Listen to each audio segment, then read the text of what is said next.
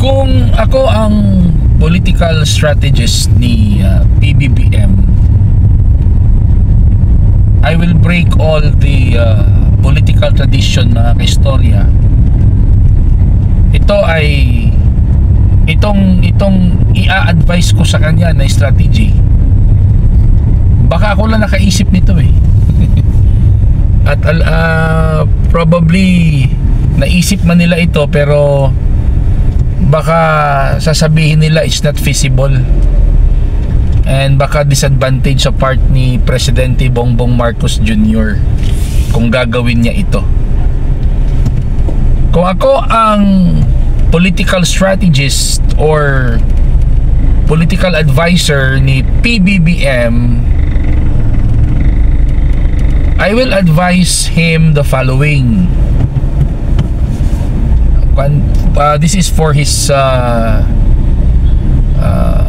own political goodness. Una, I will make an official statement.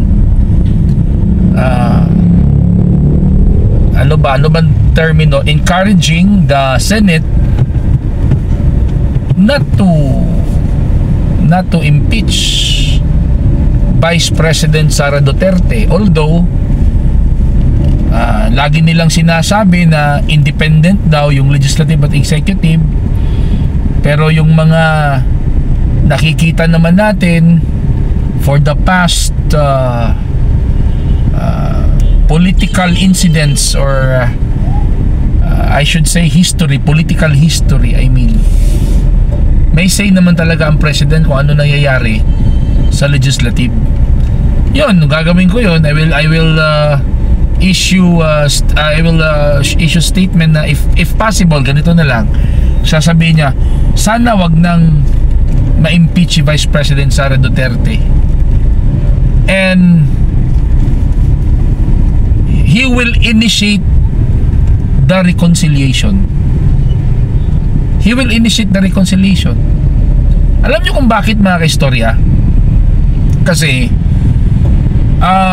sa Filipino culture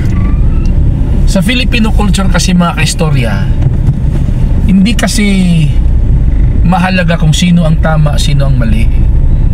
Sa Filipino culture kasi, kung sino yung nagpakumbaba, yun yung maa-appreciate ng mga Pilipino. Now, if PBBM will initiate the reconciliation to the Duterte, ngayon ang pressure wala na kay PBBM.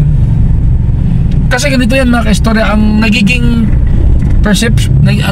perception kasi ng mga Pilipino ay parang ginamit lang ng Marcos team ang mga Duterte for political interest during the 2022 election.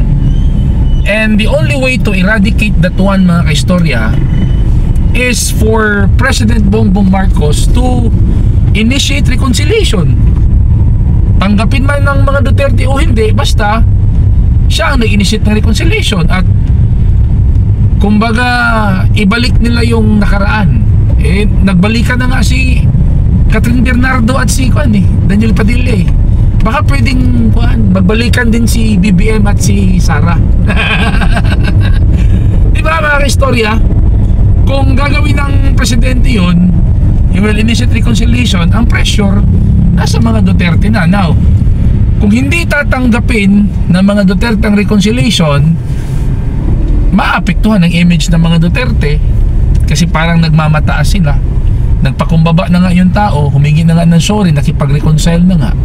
Now ngayon, ano ang magiging laman ng reconciliation? Sasabihin doon sa naman ng reconciliation na reconcile na sila, tapos magtulong-tulong na silang lahat, mag-collaborate na para bigyan ng solusyon ang mga problema ng bayan. Yung mga basic na problema na hanggang ngayon hindi pa nasusolusyonan, yung murang bigas, murang gasolina, di ba? Yung yung mga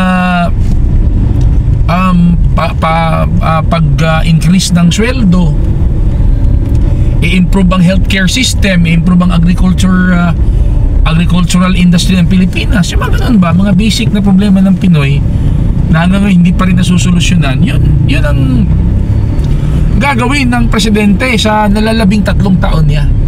He will make a legacy. Diba, kung gagawin niya yun, halimbawa, he will say, reconcile na tayo and let's work together to solve the problems of the Philippines. And he will roll up his sleeves to work on the problem. O diba, it will break all the political traditions. Maverick move yun eh. Ganun lang kasi yan, para makalikha ka ng legacy, mga kaistorya. Kasi minsan naman tayo mabuhay sa mundo, di ba? Ang life kasi walang rewind eh. Life has no rewind, mga kaistorya.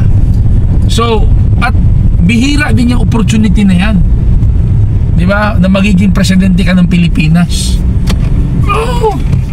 1:1 million lang yan na ikaw ay magiging presidente. Huwag mo nang sayangin, di ba? Kung binigyan ka ng pagkakataon na maging presidente ng Pilipinas, ay gawin mo na yung dapat, gawin mo na yung mga bagay that will create a legacy in your part.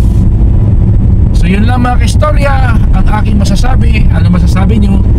Please write your comments below, and please don't forget to subscribe on my YouTube channel.